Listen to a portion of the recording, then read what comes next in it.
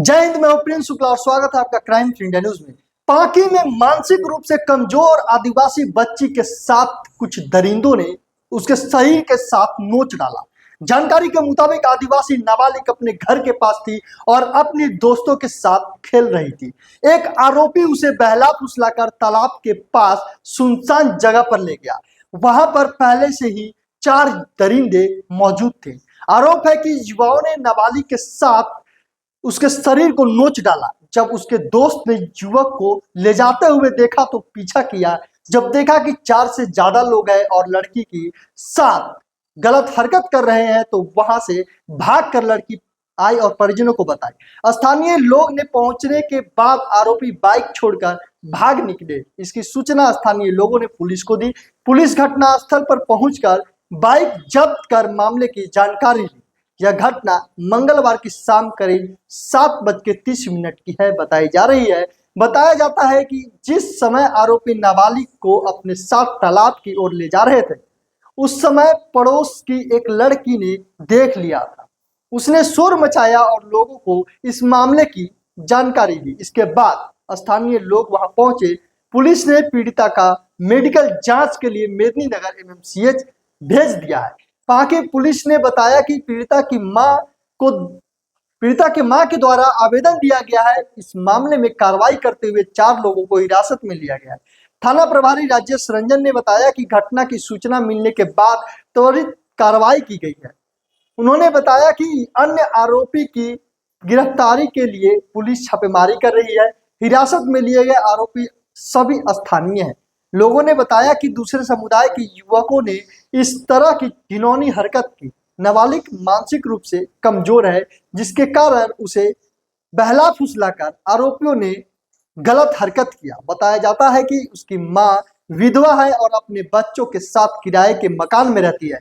इस घटना को लेकर स्थानीय लोगों में आक्रोश है।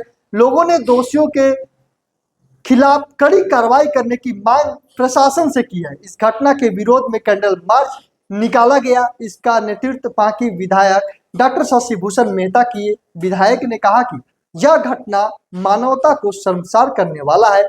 आरोपी किसी भी हाल में नहीं बख्शे जाएंगे।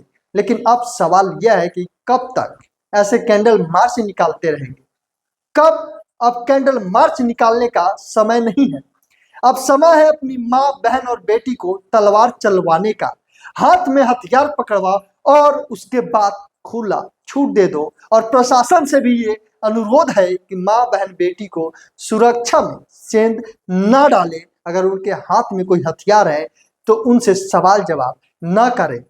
सवाल जवाब करने की बजाय उन दरिंदों को फांसी तक पहुंचाए जो ऐसे गंदे हरकत करते हैं। अब देखना यह है कि क्या इन दरिंदों को फांसी की सजा मिलती है या ऐसे ही कोई नेता, मंत्री, विधायक या उच्च अधिकारियों के द्वारा सोर्स पर भी लगाकर सजा माफ कर दी जाती है। और वो दलित बेटी, आखिरकार बेटी तो बेटी होती है, चाहे कोई भी जात का हो, उनका कोई जात धर्म नहीं होती।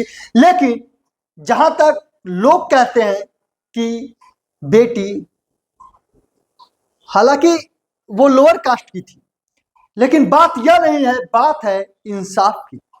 आखिरकार क्यों वो विधवा मां के साथ, उसकी बेटी के साथ ऐसी गंदी हरकत की गई। तमाम ऐसे कई सवाल उठते रहेंगे और उठते हैं जब तक इन बेटी का इंसाफ नहीं मिलता। मैं सवाल उठाता रहूंगा और जवाब मांगता रहूंगा। और सवाल उठाए और जवाब मांगे उससे बेहतर होगा कि हर कोई अपने घर में भगत सिंह बनाओ। अगर भगत सिंह नहीं बनाओगे तो ऐसे ही बहन बेटियों के साथ गंदी हरकत होता रहेगा और दरिंदे उनके साथ, उनके जिस्म के साथ खिलवाड़ करते रहेंगे, उनके जिस्म को नोचते रहेंगे। इसीलिए आपसे अनुरोध है क्राइम इंडिया न्यूज के तरफ से और मेरे तरफ से कि हर घर में अपने बेटे को भगत सिंह बनाओ और भगत सिंह जैसा उसे खुला छूट दो कि हर दरिंदे को ऑन स्पॉट फैसला कर सके। तमाम ऐसे कई सवाल लेकर मैं आता रहूंगा। तब तक बने रहे और देखते रहे क्राइम इंडिया न्यूज। जय हिंद, जय भारत।